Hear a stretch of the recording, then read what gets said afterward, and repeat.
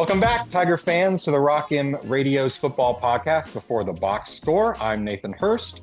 The OG Rock M Nate is currently sailing the seven seas with young children in tow. He's a braver man than I am. So while he's doing his best to avoid getting the norovirus on a cruise ship, we'll hold down the home front here. And today, instead, I'm joined by Rock M football writer Quentin Corpuel. Quentin, how are you today? I'm doing great, Nathan. I will do my best to roleplay Nate. Unfortunately, for viewers that were potentially interested in seeing young children interrupt this episode, they are out of luck tonight. But we'll have a stress-free episode in that regard, so I'm pretty excited. Yeah, I know I personally would probably get seasick if I was trying to podcast on a rocking boat. I'm not sure he even has internet capabilities out in the middle of whichever of the seven oceans that he is currently in right now. So we'll be perfectly fine with you as a replacement. I'm sure you'll do awesome. So we've had a few small news items come through the since the last time that we recorded the Before the Box Score podcast a couple of weeks ago now. So we'll chat about those for a minute. First off, it came out late last week that they have officially once again moved the starting opening football game of the 2024 season against Murray State to Thursday night. This will be the third straight year that the Tigers have started on that Thursday night. So the new start date for the season will be August 29th at 7 p.m. on SEC Network. As a season ticket holder myself, personally, who lives in Columbia, I actually greatly enjoy these opening Thursday nights. It's just a kind of a fun celebration of the start of the new season. It's an excuse to take a 5-day weekend. I can take an easy excuse. Take Thursday off because I got tailgate and get ready. Take Friday off because you just were up late at the game. Then you got the weekend. Then you got Labor Day, and all of a sudden you're looking at a really nice 5-day weekend. I'm not quite sure if that hits the same for ticket holders that may live in St. Louis, Kansas City, or farther away. They may have to drive in on a weeknight. Might not be as convenient for them, but I mean that's the case anytime, but Thursday night might be a little tougher. But I know personally, selfishly, it's a move that I like, and it seems like we're getting this game against an SES school on national TV. It's going to be on SEC Network, not on SEC Network Plus, which it very well may have been if they kept it at 1 p.m. on Saturday the next day. So it gets a little more exposure for the program. People can turn on, watch Luther Burden start his Heisman campaign, hopefully blowing out the Racers. We'll see. Quentin, what are your thoughts on moving a Thursday game versus a Saturday game? Yeah, like from an adult perspective, a student perspective is kind of similar. I think it depends from a student perspective if you do have class the next day.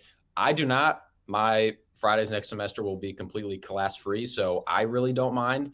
And I think the start of any season, especially for a team that's supposed to be good as Mizzou is in 2024, I think people were going to go to the game and turn out regardless. Yes, I think it does matter for the people that don't live in Columbia that have to drive a little bit on a weeknight.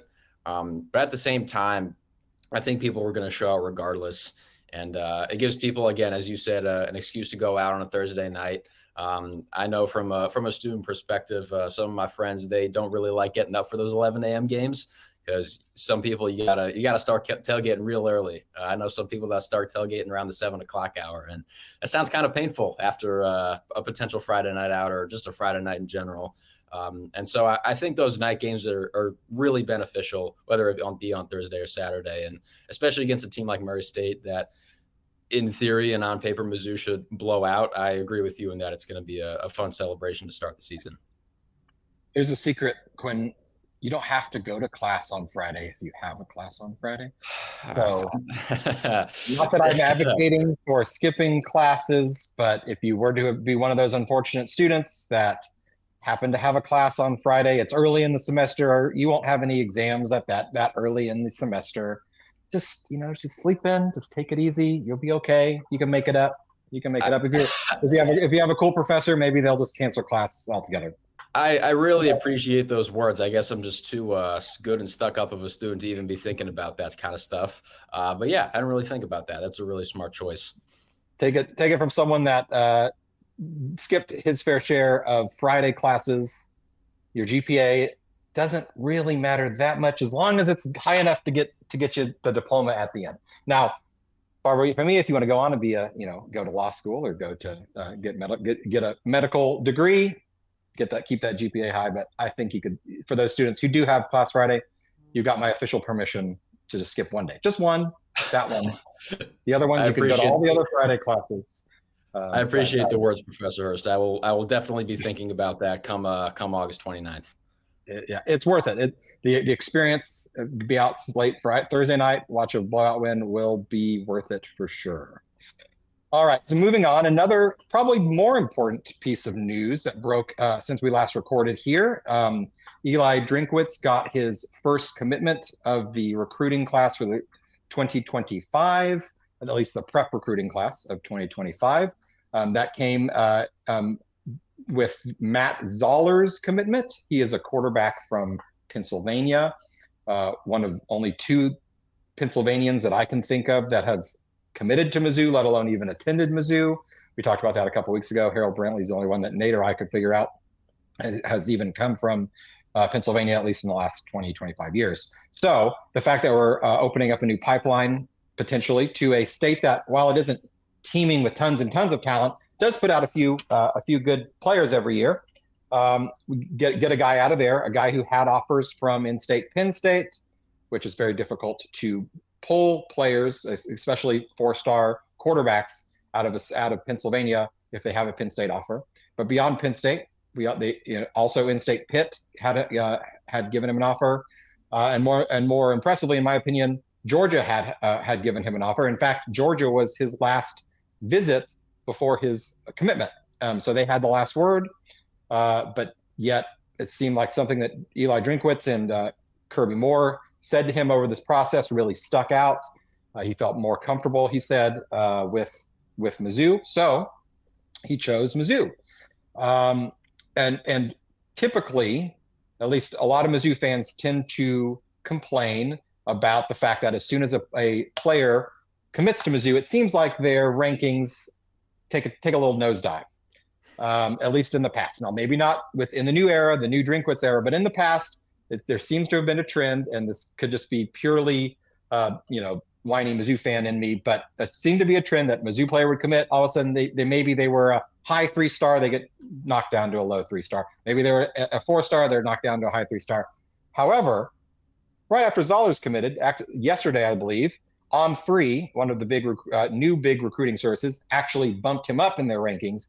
He is now the number 2 quarterback in the class of 2025, according to On3 Sports, which is pretty cool, pretty darn cool to have somebody ranked that highly. Now, a lot can change. We still are, 18 months away from even getting him to sign, but pretty cool that the first commitment of this class was one that's ranked so high. Quentin, you jumped on here on the Rockin' Radio podcast feed right after the announcement. You were first to report on the podcast sphere about Matt Zollers' commitment. In the last 6 days, I think it's been since that commitment. What have your thoughts changed? Have you added more thoughts? Anything else that you'd like to share about landing Matt Zollers? Nothing too new. I just am continually impressed by the fact that you said Georgia was his last visit, and after that Georgia visit, Zollers, one of the things that he said stuck out to him was the continuity within the coaching staff, which is great. That's a great thing to have, especially if someone's trying to sell you something. If I commit to this place, will you still be there to carry out that vision that you just sold me? And Georgia's, yes, their coaching staff is very continuous. There's a lot of continuity there. With Mizzou, you look maybe a year into the future, if Kirby Moore, who is set to be the offensive coordinator again next year, if he has another really good season, which I like to think he will, I have a really hard time seeing a world where he is not one of the hottest head coaching candidates in all of college football. So if I'm an incoming commit, let's say class of 25 like Zollers is, and Kirby Moore, for example, is selling me this vision, why should I buy it if the person that sold it to me might not be there in a year to carry it out? But Zollers still commits to Mizzou anyway, even though the offensive coordinator might not be there at this time next year. So I think the commitment, at least on the outside, looked like a commitment to Drinkwitz and the program versus a commitment to mostly the offensive coordinator as well, which I think if I were like just a regular old Mizzou fan, I would be really encouraged by that, because that says a lot that a guy's basically his version of a head coach on the offensive side of the ball might not be there in a year, yet he still believes enough in the whole of the program to feel comfortable committing here. Absolutely. And if I'm going to put my pessimistic Nate hat on, he's not here, so I'm going to wear his hat on, put his hat on just for a minute. You make a great point about the fact that he's committing to Mizzou, to Drinkwitz, but also Kirby Moore really seemed to connect well with him. There's a great chance that he's not here next year. Who knows? I mean, honestly, hopefully he's not, because that means they killed it again this year, and then he gets an opportunity to move on somewhere else. I mean, it'd be great if he came back again, but my guess is if he's not here next year, it's because he had more success. Does a commitment mean that in 9 months from now, however many months it is till December, 9 months from now, Zollers can't change his mind and move on somewhere else? No. I mean, that means that he's completely wide open to change out whenever he wants. So it hurts him none at all to commit early, with knowing that door is still going to be open for him if down the road Kirby Moore heads off somewhere else. So the recruiting game is a long one. It's a painful one. We've got a long time before Matt signs on the dotted line here. So I'm going to take my pessimistic hat back off. And I think I agree with you that if he's committing this early, that means he is committing to Eli Drinkwitz, because he knows full well that Kirby Moore was considered for Alabama's offensive coordinator position. I mean, he didn't get that job, but his name was getting thrown around a lot. Even if he doesn't get a head coaching job next cycle, there's easily a chance that another blue blood type program looks his way as well. But Zollers, if he's committing this early, that means he's committing to the program. He's not necessarily committing to a specific position coach or coordinator. At least that's what I hope the case is. 9 months is a long time to hold on to a guy. Yeah. So, I was just going to add, another thing I'm still impressed by is that Mizzou beat out Georgia and Penn State. Now, it's not like Zollers was in Penn State's quote-unquote backyard. Where he's from in Pennsylvania is about 3 hours away from Happy Valley, which I personally would not call someone's backyard. But at the same time, we saw this past year Mizzou's ascent into I would call a premier college, like nationally, like awesome college football program. They're not necessarily at the level of maybe a Death Star like a Georgia is right now. They're pretty dang close. And I think beating them and Penn State out for a highly touted quarterback recruit, it says a lot about where they stand in college football, which is especially awesome comparatively to where they have been. And regarding the rankings, yeah, it'd be cool if he maybe got bumped up to a 5-star at some point in the future. I'm not going to pay as much attention to that. I mean, yeah, it's cool that Mizzou landed a guy that could be ranked as a 5-star pretty soon, depending on how next year goes. But I'm just going to continue to watch the tape, see if he does improve. Just some of the things that really impressed me is that he obviously has a cannon. He can throw 60 yards in the air pretty easily, but he has touch too. If you need a fade ball in the back of the end zone, if you need a quick slant, it's not howitzers all the time with him. He can put a little touch on the football, and he's really accurate. He's pretty safe with the football. I believe last year he had something like 37 touchdowns and 2 interceptions. So he's got the tools. He's got an awesome arm, but he also has the accuracy, and he also seems to have the smarts. So I think seeing him improve on that even more this year is what I care about. And look, if he fields more high major offers, more offers from the Alabamas and the Georgias and the premier programs in college football, that means he's playing really well. And if he sticks to Mizzou, if he sticks with Mizzou, even after that hypothetical scenario happens, I think that'll say even more about where they stand. And so I'm really encouraged. I'm really excited. And I think he could compete should he make it to Mizzou. I think he could compete pretty quickly for a starting quarterback job. Definitely. He's coming in 2025, so we know Brady Cook will have graduated and moved on. At the moment, the depth chart looks like Drew Pine, transfer, who will be on campus this summer. And he's got 3 years of eligibility left. Then we've got Aiden Glover, who will be a freshman this year. Very good chance that he redshirts this year, so he'll still have 4 full years of eligibility after that, and then your assortment of walk-ons after that. So really, there's only 3 guys at the moment, including Matt Zollers, that will be contending for that starting job in 2025. You'd have to like his chances, to compete with Drew Pine right up there at the top. We've seen in the past that Drinkwitz likes experience. He will often play experience over young talent. Who knows, where that goes from here. But I agree that he will come in, and he's committing to a program where he knows that he will have the opportunity. That was to come in and compete. That has to have been one of the big selling points when they committed him and say, hey, look, our guy's going to be gone. There's some other guys that we like, but we like you too, and we think you can come here and compete for that starting job, even as a freshman. So looking at the recruiting class as a whole, a typical rule of thumb is you want to take 1 quarterback a year. That, especially that was the typical rule before the transfer portal. I'm not sure if that rule has changed or not, but that seems to kind of be how Drinkwitz has been running it. He's taken one quarterback a year each of the years that he has been here at Mizzou. So last year was Aiden Glover. This year, and last year we actually had a different commitment. He then decommitted. That kind of threw them for a loop, and they had to kind of scramble, I think, to find another quarterback commitment for the class that ended up being Aiden Glover.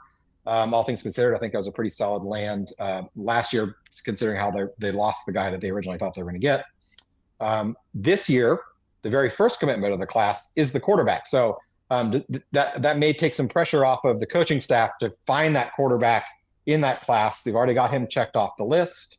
We can move on to other areas, other players that the coaching staff likes. Any thoughts, Quentin, about how this commitment, now that we've got this highly ranked, big name quarterback on the list, on the dot, written in pencil to come in, how might this commitment help kind of bolster the rest of the recruiting class? Once again, he's the first guy we've got committed. Can we expect to see some more commitments coming here, maybe a little bit more rapid pace now that we got this first guy in the fold? Yeah, I think there's definitely a chance. There's 2 things I think about regarding this. One is that you just potentially nailed the most important position on the field, which I think is a pretty big deal. And second of all, if I'm a wide receiver or a tight end recruit, and I see Mizzou's got this guy, you're like, whoa, throw 60 yards accurately, and I'm going to this program that's really awesome. It's a quarterback has that power that I don't think really any other position really has at that level, is it can create a domino effect. You see a school that gets a big-time quarterback early on, and I think there's a very good chance that wide receiver, tight end, just pass catcher recruits in general would follow suit. And so I think it's really awesome that Mizzou not only got a really good quarterback, but they got him first. They got him first in the recruiting class. And again, I think that could create a pretty positive domino effect that could bode well for the class of 25. Yeah, there's really no better way for football to create recruiting momentum to nail a big name quarterback right up off the top. Now, would it be great to bring in a 5-star defensive lineman as your first get? Absolutely. Wouldn't turn that guy down at all. A 5-star or 4-star wide receiver, that would be great too. But to get your quarterback, the guy that you're hoping will be the leader of your team for the next 2, 3, 4 years, right up at the top. And then he can start hopefully doing his own recruiting of some of the guys he knows that the staff is going after. I can't see a world where that doesn't help. Now, how much will it help? That remains to be seen. A lot of that, is still going to be on Drinkwitz's job to close the deal on a lot of these guys. That seems like we're making a little more closer, getting a little more closer, if you will, to make perhaps some more commitments. Seems like there's a little more rumors and rumblings. Not going to throw any specific names out yet because we don't really have any announcement times, but there's a few guys that a couple receivers whose names have been rumored.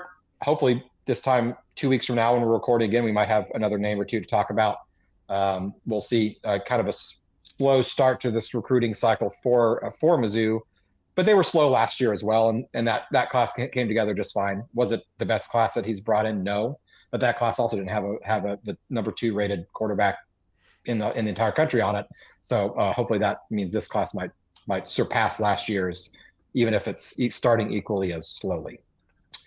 Moving on from adding players to losing players, the transfer portal just opened on Monday, April 15th. This is a 2-week portal window where players can enter into the portal, enter their names into the portal.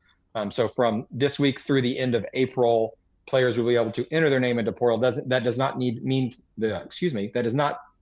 they need to commit by the end of April, but they have to at least submit their name into the portal. So with that, we have 3 Mizzou players that have, if not officially entered the portal, have said that they will be putting their names in the portal. Let's chat about those for a few minutes. The first one, Ryan Horskamp, a tight end from Washington, Missouri. He was the first recruit that Drinkwitz got in his first full year of recruiting. So that doesn't include the early 2020, late 2019 recruiting cycle where he was basically just trying to salvage Barry Odom's last class. The first full year of recruiting that Drinkwitz did, the very first recruit he got to commit was Ryan Horskamp, a high 3-star. I think one service might have had him at a low 4-star at some point in the process. Anyway, tight end from Washington. He played in 4 games his freshman year, flashed a little bit his sophomore year. He played in 9 games, but he wasn't super productive. He only had a couple catches in that time. I know my predecessor on this podcast, BK, was kind of one of his favorite what-if players. Never really found his groove on the roster. He played those 9 games his sophomore year, but honestly, that was probably because there was really no one else that could play. Nico Hay had announced at that point that he had medically retired. So there's a pretty empty tight end room, to be honest. So then fast forward to last year, 2023, Brett Norfleet comes in, freshman, kind of takes that job right up at the beginning of the season. And on top of that, another freshman, Jordan Harris, kind of seemed to cement a backup role as a good blocking tight end. Tyler Stevens, it seems like he's in his 7th year. I think he's in his 5th year of eligibility, announced that he's returning. So that's 3 guys that were already ahead of Horskamp on the depth chart before he even, before the summer even gets here. So not a huge surprise, in my opinion, that he might look somewhere else. Quentin, what are your thoughts on the tight end room? That's not really one that we've talked about in the last year or so, just because it seems like Norfleet took that job over and is very talented. So how does this affect the tight end room, do you think? I mean, not a whole lot. I mean, as you said, there were 3 guys ahead of him on the depth chart, and I don't think he was Brian Robinsoning this one and waiting until his senior year, and he would finally get his opportunity after sitting behind his first 3 seasons. But I think Horskamp was a slight victim of, especially in 21 and 22, Drinkwitz as the offensive play caller, not really utilizing tight ends at all. Even when Stevens in 2022 was the quote unquote starter. Yes, there have been some conversations about whether he is actually a good tight end or not, especially after the first game against Louisiana Tech. He fumbles.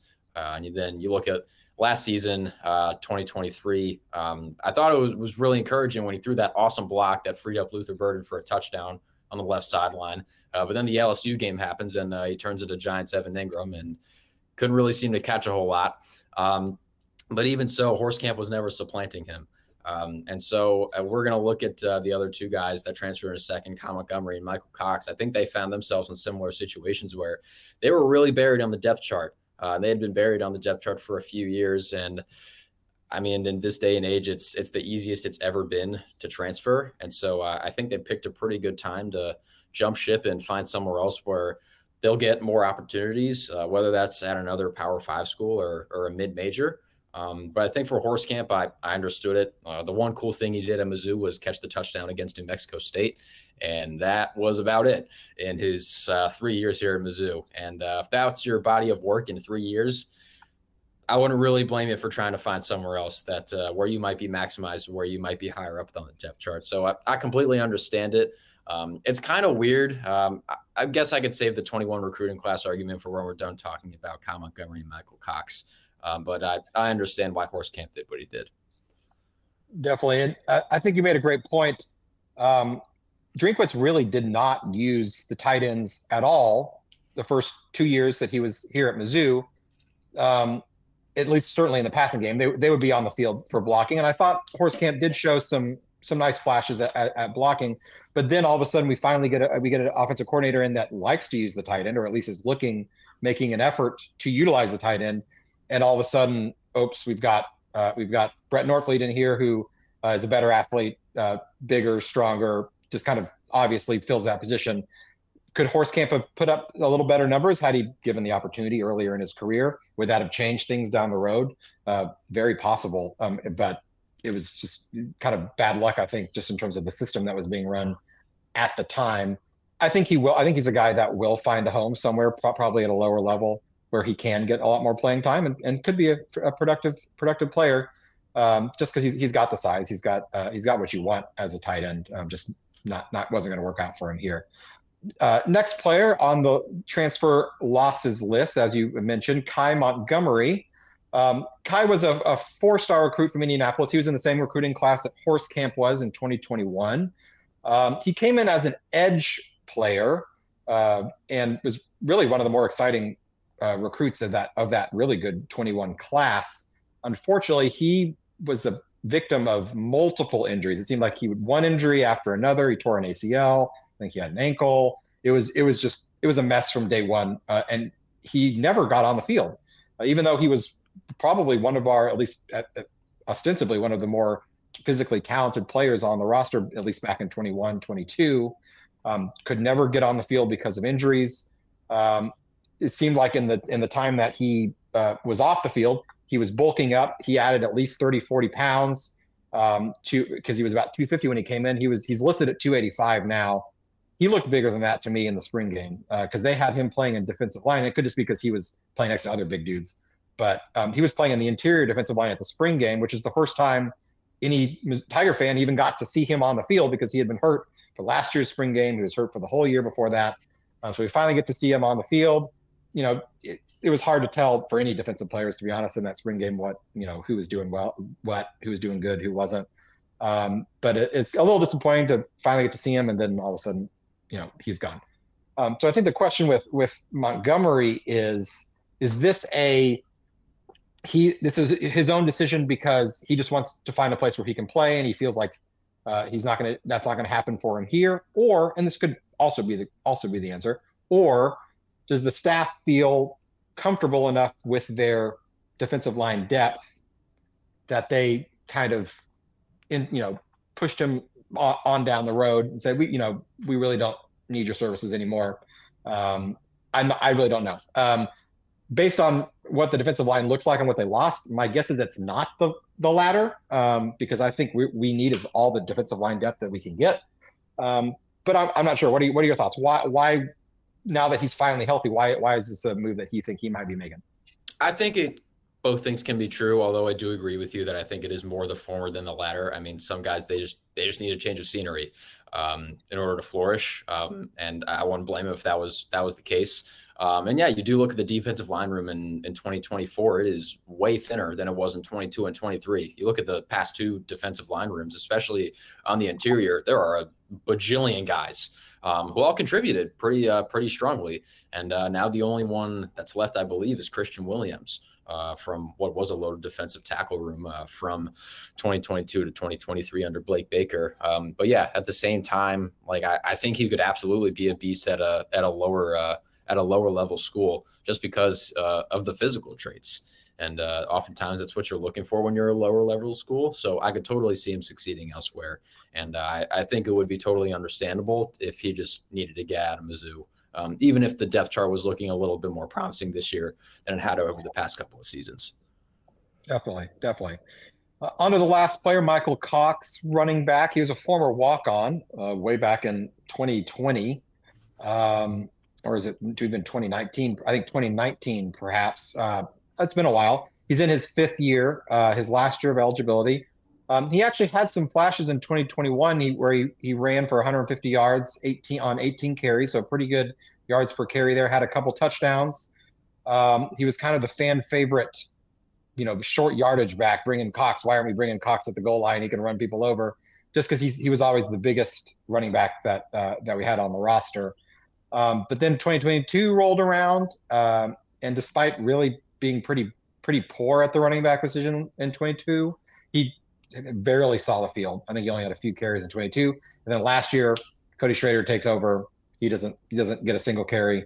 Got recruited over, I think, by a couple talented freshmen as well. Fast forward to this year, not only do we have those, Jamal Roberts, DeVoris Jones, incoming Kawan Lacey, but then Drinkwitz turns around and brings in two more portal guys in Marcus Carroll and Nate Noel. And it was obvious that he was at best the fourth or fifth guy on the depth chart, probably even the sixth guy, if we're going to be honest. I think it's kind of obvious he just wanted to someplace where he could play the last part of his career. What is your favorite of his 20-ish carries? What's your favorite Michael Cox carry? Oh my God. You're forcing me to really dig deep here. No pressure. You can say one of his 2 touchdowns. I don't even remember who they were against. I also can't remember. Did he get carries in the Georgia game in 21? That was pretty cool, I guess. He might have. He probably did. I mean, so I guess that. But yeah, if take for example, I'm a J school student here at Mizzou. If I didn't get to do really anything substantial until my senior year, that wouldn't be the most productive use of my time. And that's why I'm thankful that I got opportunities right away. And Michael Cox, he, like Horse Camp, I think he fell victim to Drinkwitz coaching philosophy, especially with him as the play caller. Drinkwitz did not really utilize tight ends and really loved using one running back, which is less common nowadays than it used to be. But really loved leaning on one guy, obviously last season with Cody Schrader. And then you look in 20 and 21, riding one running back the entire way with Roundtree and Tyler Beatty. And so even in 2022, when there had been the most running back shuffling in terms of who was the RB1 in Drinkwitz's tenure, like you said, Cox never really saw the field. It was Schrader and Pete the whole time. And so I get it. It sucks that he was just really couldn't get in the game. I think he is a very valuable goal line back for how big and stocky and sturdy he is. I just think that place is elsewhere. And so I agree in that it was probably a smart move for him to find another place after, what is it now, 24 seasons? Pretty much of little, if any, playing time. Right. Yeah. So he's got 1 year left. Go find someplace you could be the star, Michael. Best of luck to you. Best of luck to Horse Camp and Montgomery as well. We bid you adieu. Moving forward now, the portal's open to bring in players as well. One thing that's a little different with this April portal from the earlier portal window is that there's an SEC rule that SEC players cannot transfer within the conference in this April portal without having to sit out a year. So I don't know if other conferences have that same rule, but the SEC has that specific rule just for this April portal. So if we're going portal shopping, that kind of cuts down on the players that you're able to go after if they enter in this window. Now, there are a few players maybe that entered in back in December, January that still haven't committed yet. They're still, if they're an SEC player, they're still eligible to commit somewhere else. But new players entering in this April cannot go to another SEC school unless they want to sit out a year. And that doesn't seem like something anybody wants to do these days, but which is fair. So that's going to cut down quite a bit on who the coaching staff can go after in terms of looking to get Power 5 level players to come in and play immediately. So knowing that, I've already made my thoughts known about what positions I think could be used to bolster up here. What do you think, Quentin? What areas of need do you see, or areas that could at least build some depth on the roster if possible this spring? Looking offensively, I think offensive line is a position group where you can never really have too many players. So I think trying to find another, if they can, another quality lineman, whether that be on the outside or the interior, just having guys is pretty valuable. And so I think offensively, that's the number one priority. And then defensively, and Nate mentioned this in a recent article he posted, with Corey Batoon's defensive scheme. There's going to be a lot of defensive backs on the field like there were under Blake Baker. And so I think trying to get another safety or the hybrid, again, just another person, because while I do think the secondary is going to be better off than people might think, despite them losing Chris Abrams-Drain and Ennis Rakestraw and Jalen Carlisle too. And yeah, there are a lot of young guys that are still relatively unproven, even guys like Marvin Burks that made splashes last season. Drayden Norwood can be included in that too. I think getting another guy could be pretty valuable, especially if Batoon is planning on using as many defensive backs on the field at one time as we think. We saw in that St. Louis game against Memphis, Jalen Carlisle had to play corner because lots of guys above him got hurt. And so, again, just having bodies at that position, especially because that's going to be the most represented defensive position group on the field. So I think trying to get a big splash in either safety corner, or just anybody that can play in the secondary, I think that would be really nice. Absolutely. One thing though, I'm not sure we're going to see a whole lot, not just here at Mizzou, but across the country in this specific window. I'm not sure we're going to see a lot of big splashes. I think those were saved for the earlier window of the season. Now, will there be a guy here or there that is unhappy with their NIL money or is disenchanted with the coaches in the spring practice and decides to hop in? Sure. I'm sure that'll happen here or there, but the amount of high caliber talent that we're going to see this time around, I have a feeling it's going to be a little more calm than it was back in the day. So really, I think the best that we're going to see, or best that we can expect or hope to do, is to build depth. Are we going to get a starter at the defensive line? Are we going to get a starting safety caliber player? Probably not. If we do, that's great, but probably not. But if we can you get a guy that can come in and give you 15 snaps a game at safety, or just be your second or third on the depth chart in case of injury? I think that's really what we're going to have to hope for this time around. Just building depth. Build depth on the offensive line, build depth on the defensive line, build depth in the secondary. That's the way you have success over a long 13-game season. Injuries happen in the SEC. Build that depth. Have guys that can step in and be ready to go if and when that happens. Speaking of talent and depth, the NFL draft is coming up. By the next time that we record this podcast, it will have already happened, which means we will know where all of the Mizzou Tigers who are draft eligible will have landed. Rockham's been covering the whole process from the Senior Bowl to the Combine to the Mizzou Pro Day a couple weeks ago. Quentin, I believe were you at the Pro Day a couple weeks ago? At the Pro Day. Yes, I was at the Pro Day and the Combine and the Senior Bowl. So I've seen a lot of the 24 draft prospects. Excellent. So we've got, I don't even know what the total number is of guys that are draft eligible. I mean, it's at least 10 guys that are draft eligible. Certainly they're not all going to get drafted. But of all the Tigers that have a shot, that participated in the Pro Day, participated in the Combine, who do you think is going to be the first off the board? I think it's going to be Darius Robinson. I think that's been the consensus for a while now. He had an excellent Senior Bowl. That's when his stock really skyrocketed. Then he had a good Combine, had great interviews at the Combine. Then his Pro Day was pretty solid. I think he'll be taken in the first round. I feel pretty confident in that. In terms of potential landing spots, in terms of mocks I've seen as high as 16 to Seattle.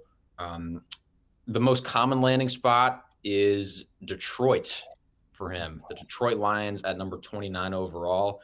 I think it's partially because he is from around the area, and whenever mock drafters have a chance to make an outside of football connection from a player to a team, I always feel like they try to do that a little bit too hard. And not that I think Darius wouldn't fit well in Detroit. I think they do need another young talent at the defensive end position across Aiden Hutchinson. Their other defensive end right now, I believe, is Marcus Davenport. He's kind of old. So I think it would be nice to have another option opposite of Aiden Hutchinson that can give you some fresher legs.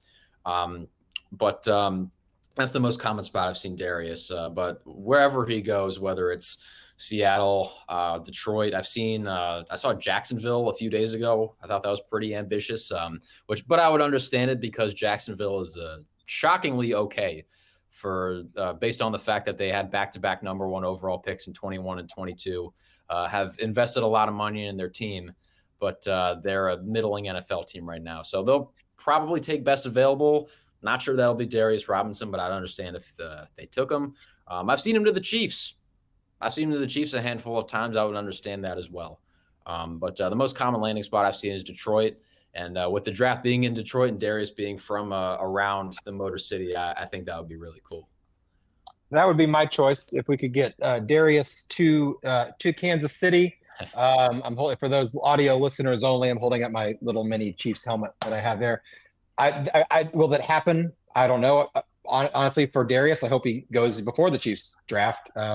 But I think it would be really fun to see what a guy like Steve Spagnuolo can do with a guy who's as flexible as Darius is in terms of being able to play inside, outside. He's moved Chris Jones around a lot. He's had a lot of fun being creative with Chris Jones. Is Darius going to be the next Chris Jones? I'm not sure. That's a pretty big shoes to fill, but could he be a really good NFL player? Absolutely. As a Chiefs fan, I selfishly hope that happens. That would be great. The other guy that we've seen had his name thrown around at least a little bit in the first round. It's kind of cooled off a little bit for him of late. Is Ennis Rakestraw. Where are you seeing, or where are you thinking that he might end up landing? Will it be the first day, or it might be day two for him? So I totally think he could be a first-round pick.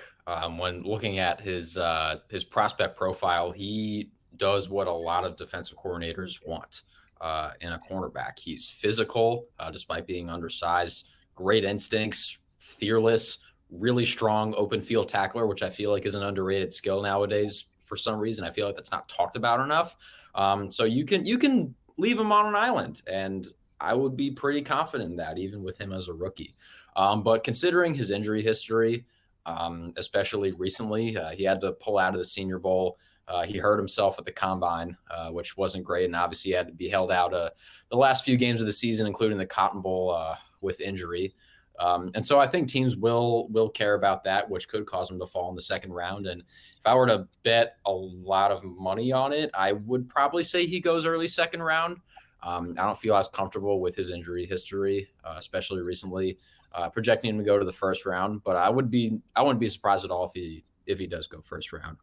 Selfishly, like you with Darius Robinson, I would love for him. I'll pull out my little mini helmet. I would love if the New York Giants took him with their first pick in the second round, number 47 overall. I think they could use another corner opposite of Deonte Banks, who I think could be a long-time corner in the NFL. Didn't necessarily have the ball production in college at Maryland, but that's not everything. And like Ennis, I have a lot of confidence in Banks to be able to hold up one-on-one. And I think if the Giants, if they can score Rakestraw in the second round, I think there's a smaller chance, but still a chance that could be a pretty formidable 1-2 punch at outside corner. Absolutely. You brought up a great point about his most underrated skill being his tackling, his open field tackling, which really, if you find another college cornerback that tackles as well as Ennis did last year and his whole career, really, in the open field, I dare you to do that, because I don't think you can. Unfortunately, that's not where NFL teams are looking to pay big money to guys to be really good tacklers. They're looking for guys that can, have that top end speed and cover deep downfield. Can Ennis do that? I think he's shown that he can do that. I agree your worries about his injury history, or the worries that GMs may have about all the injuries he's had. Have any of them been huge? No. But he's had, seems like, constantly lingering a groin, a hamstring, just stuff that seems to stick around for him. So hopefully that doesn't hurt him too bad. It'd be hard to see him drop below the second round, just based on the tape that he's put out. So hopefully he gets his name called early on in the draft. A couple other guys that I feel like will probably get their names called at some point, sooner rather than later. Chris Abrams-Drain another cornerback, and then tackle Javon Foster. I'm not sure where Foster's going to land. I feel like he's one of the more underrated players in the entire draft. I just don't hear his name called a lot or talked about a lot, but the guy was a 3-year starter in the SEC. He gave up like 2 sacks in 3 whole years. I'm not sure what people aren't seeing in him. Where are your thoughts on, and where are you seeing Abrams, Drain, and Foster landing?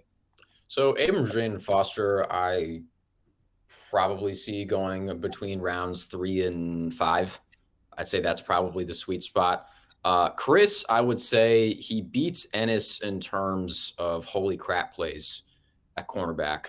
In terms of like recovery, instincts, just tracking. He is like an MLB outfielder when it comes to tracking the football. Some of his tape on that is really impressive. The play I keep bringing up to people when they ask is there was one play against Kentucky. I can't remember the receiver he was guarding, but it was later in the game, and the receiver ran an out route, and Abrams Drain was playing pretty far off of him, and Devin Leary throws to the right sideline, and Abrams Drain is like substantially far off from this receiver, and it didn't look like he'd be able to catch up, and in the blink of an eye, he almost intercepted it. And I remember looking around at everybody else in the press box being like, did you all just see that? That was a catch. And then I blinked, and it was almost an interception. And so he can cover ground pretty quickly, even if he's off coverage, even if it looks like he did get beat, especially on a short route. So I think that's pretty promising. Like Ennis, he's got a slimmer build, which isn't great, but then again, you can bulk up. In terms of fit, I can see Jacksonville taking a swing on him if they don't get a defensive back in the first couple of rounds, because I think that's an area of need for them. So that's one of the teams I could see him going to. And then with Javon, I think his versatility is pretty impressive. It's something he's mentioned time and time again when people ask him what his biggest strengths are. And I think versatility as an offensive lineman is pretty valuable. And he's good. I think that's arguably the more important part, is that he's good at his job. I rarely ever saw Javon Foster get destroyed. He was never a liability, especially against the competition he was playing in the SEC. Over a span of several years. This isn't just he wasn't just a 1-year wonder. And so I could see him going around like rounds 4 to 5 to a team that didn't take an offensive lineman that might low-key need one, maybe realizing, we should probably get one around now before the end of the draft. So I could totally see Javon being taken in the middle rounds, whether that be day 2 or day 3. Definitely. If he goes in the 5th round, that is going to be a massive steal for some team, in my opinion. Yeah. If he falls that down. I mean, do I expect him or think he should go in the 1st, 2nd round? No. There's plenty of really talented tackles out there, but his ability to play left tackle at a high level, he can play right tackle. I'm sure if you give him a few months to work on it. Not the easiest transition, but he can do it. I think that's a guy that can start and be a contributor in the NFL for a long time. If a team will take a chance on him, it's going to be a steal. Whoever it is, hopefully it's the Chiefs. That would be great. Yeah, I think I'm going to make one more point about Javon. I think something else when you watch his tape that's really important to note is that Mizzou ran a lot of outside zone this year. Much was made about how successful they were running outside zone. And yes, Cody Schrader had a lot to do with that. Yes, play action had a lot to do with that. Just deception within play calling had a lot to do with that. Threats all over the field had a lot to do with that. But you're not running outside zone to an offensive tackle side if you don't think they can get to the 2nd level pretty quickly. If Javon Foster wasn't mobile, Kirby Moore wouldn't have called outside zone to his side a lot. But he did. And if you look at plays like, I think the Arkansas game really stands out because they murdered them on the ground. And they just was something I really appreciated about Kirby Moore. He takes the Yogi Berra mentality of if it ain't broke, don't fix it. And Arkansas kept getting bulldozed by Mizzou's offensive line on outside zone, and Cody Schrader would hit the hole hard. A lot of that had to do with Javon Foster getting to the 2nd level and sealing guys there, whether it was a defensive end, linebacker, defensive back. He proved pretty adept at sealing all kinds of guys at different levels. And I think especially with offenses that like to get their playmakers the ball at or behind the line of scrimmage, having a mobile offensive tackle is going to be really important, and I think Javon Foster provides that. Absolutely. Hopefully his name goes higher than the 5th round just for his own sake and the contract he signs. He'll definitely get drafted at some point, though. Guys that may or may not get drafted. So we've got a long list here of good college players who probably will at least see free agent contracts if they don't get drafted. Cody Schrader, Xavier Delgado, Jalen Carlies, Josh Landry. If you had to bet which, if any of those guys will get their name called next week.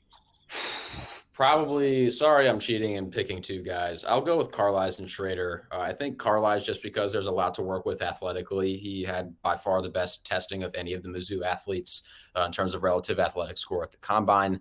While that isn't everything, when you're in the later rounds of any draft, you're just looking for something that you can work with, even if it's not a finished product. And yes, Carlies is a veteran. He had been at Mizzou for a really long time. But I honestly think he could be an okay linebacker in the league, or a safety linebacker hybrid like a Jeremiah Owusu-Koramoah and Isaiah Simmons, just somewhere where you can use a guy you can use all over the field, because I think Carlies has the size to be able to play in the box. And I also think he does have enough mobility to be able to play on the back end. Whether I think he would be good in a starting role, I don't think so right now, but I'd love to be wrong about that. And so I think a team could totally take a swing on him if they have a vision for that, because he offers a lot of versatility. And then Cody Schrader, just a darn good running back. I mean, and he's not just straight line speed. He's got agility. There was an East-West component to his game that, at least to me, was not there in 2022 and wasn't there when he was at Truman State at the level it was in 2023. Pretty good at cutting back even before the line of scrimmage. Pretty solid run vision. And then obviously the best part about him is that he never stops running. He never stops going. He keeps churning, both up here in his head and with his legs as well. And so I really think any Northeast team, their fan base would really appreciate his services, because I think he's got a toughness that New Yorkers or Pennsylvanians or Bostonians would really appreciate, whoever it ends up being, should one of those teams take a chance on him. Selfishly, again, I would love if we went to the Giants. They've had their fair share of running backs taken in the mid to late rounds, and I would not be surprised if Schrader's another one of those guys. So I totally think either of them could get drafted, and I'd be very happy if they did, because that means some guaranteed money, I believe, and more stability than if you were a UDFA. Absolutely, and make it much more likely, because the team has invested resources through that draft pick, more likely that you make the team come fall, or at least the practice squad. Where if you make a practice squad, if they can see a guy like Cody Schrader work day in and day out, see him get better every day, he's the kind of guy that just needs a chance, right? You just got to give him one crack of the door open. He's going to shove his foot in there. He's going to stick his elbow in there, and he's going to make it happen. So yeah, that's a guy that just give him one chance, and he will do everything that he needs to do to make it happen with that chance. Well, that about does it for us today, Quentin. Any last thoughts about the draft? You want to throw out any big predictions? Some player's going to go this team at this spot. Okay. If I have one hot take, I'm not much of a hot taker. I don't really enjoy doing that, because I don't really like saying things that I only kind of believe.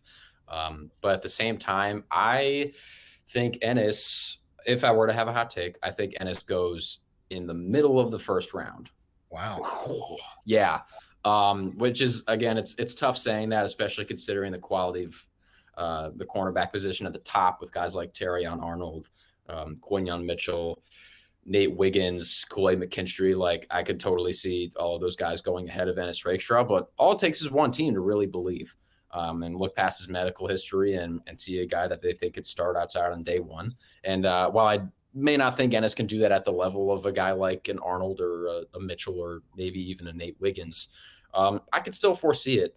So that's probably my one hot take. I would like my other hot take to be like Harrison Mevis gets drafted. But at the same time, the recent history of using a draft pick on kickers, especially a higher one, not good at all. And I think teams have realized, especially with a guy like Brandon Aubrey for the Cowboys coming in, having never played in the NFL and then being arguably the best kicker in the league immediately outside of Justin Tucker and maybe Harrison Butker. I think teams realize that they don't need to spend a draft pick on a kicker. You look at a guy also like Jake Moody, even though he was really good in college at Michigan, and especially in 2021, was actually pretty good. He just missed a really important kick one time against Cleveland that would have won the game. And then I'm trying to think of another example. Cade York, Browns took him pretty high, and he was not successful at all. And so I think teams are hesitant to use draft picks now on kickers. Sucks for our boy, Thicker Kicker, but I think he will find a home, especially considering that, A, he can kick really far. That's helpful. He can kick pretty accurately when the snap and the hold is good. That's important to note. And 3, he's clutch. He makes kicks when they matter most. Auburn 2022, notwithstanding.